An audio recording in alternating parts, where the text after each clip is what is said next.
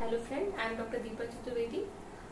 This is my second lecture about carbocation or carbanium. In the first lecture we have seen what is carbocation or carbanium, then how this can be generated, what is the structure and what is the stability of carbocation. In today's lecture we will discuss about the reactivity of carbocation or carbanium. So there are basically three ways. But once a carbocation is formed, then by these three ways it can further react to form another species. So first of all, it can react with another nucleophile to give SN1 product. This is one way.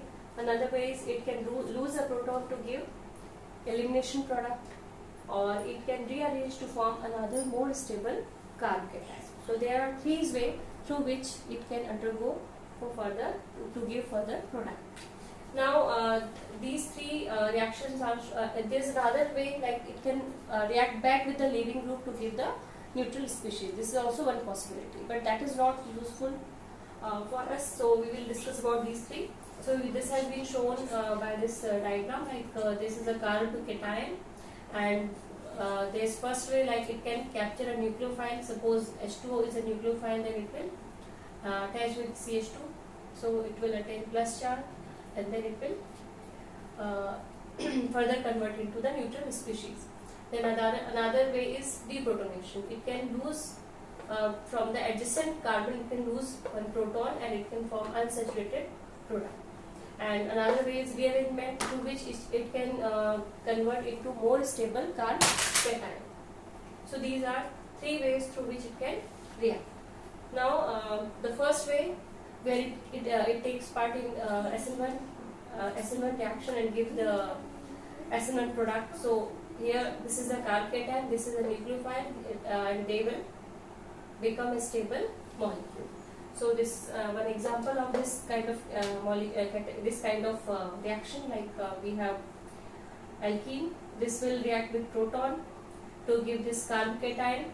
Then with this positive and this nucleophile will get attached to give this neutral substitution product. So this is SN1 type of reaction through which this carbocation is converting into stable molecule.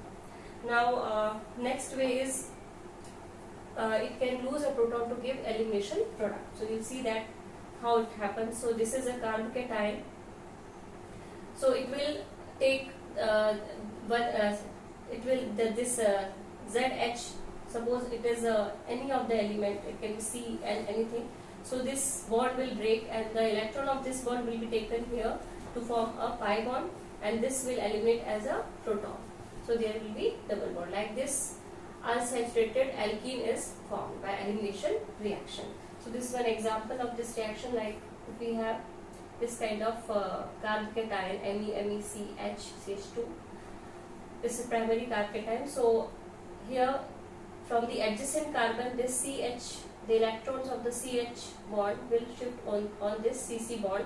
It will be a pi bond, a new pi bond will be generated, and this H plus, H will leave like H plus, which will react with H2O to give H3O plus, and here a new double bond will be formed, and this is the elimination product will be generated. An unsaturated molecule will be generated by this type of reaction.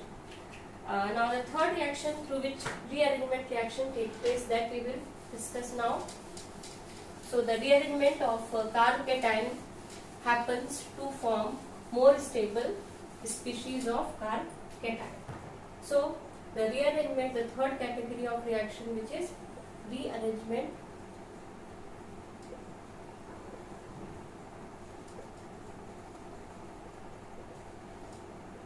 It is of two types. Number one, hydride shift, and number two is methyl shift. Methyl shift. Two type of rearrangement reactions take place to form more stable carbocation. So first of all, how the hydride shift take place.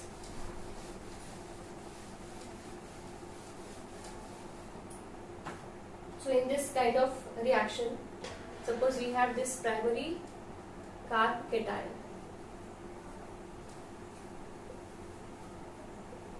This is a primary carb cation. So here this H will move towards this CH2 plus by taking its electron, like a hydride. H minus will shift from this carbon to this carbon, and now this will be CH3 group.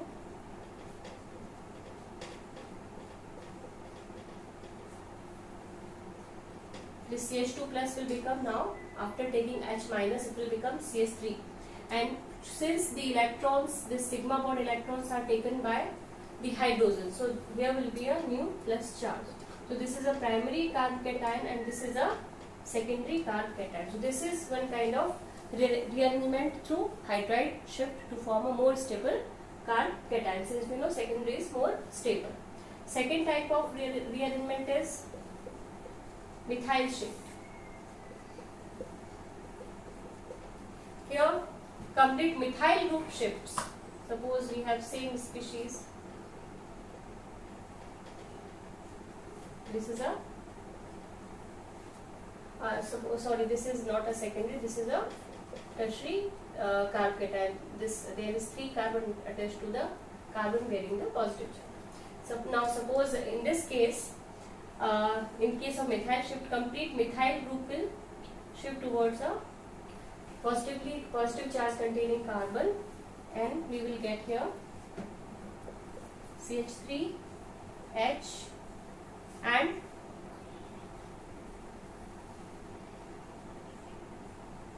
CH2, CH3. Now this CH3 will attach with this CH2, so this carbon will become neutral and this carbon will attain now plus charge. So this is a secondary carb cation, whereas earlier one was the primary carb cation, and we already know that primary carb cation is less stable as compared to secondary or tertiary carb cation. So generally the rearrangement reaction is towards forming more stable species. So these are the reactions through which the carb cation undergo through which carb cation forms more stable reaction products.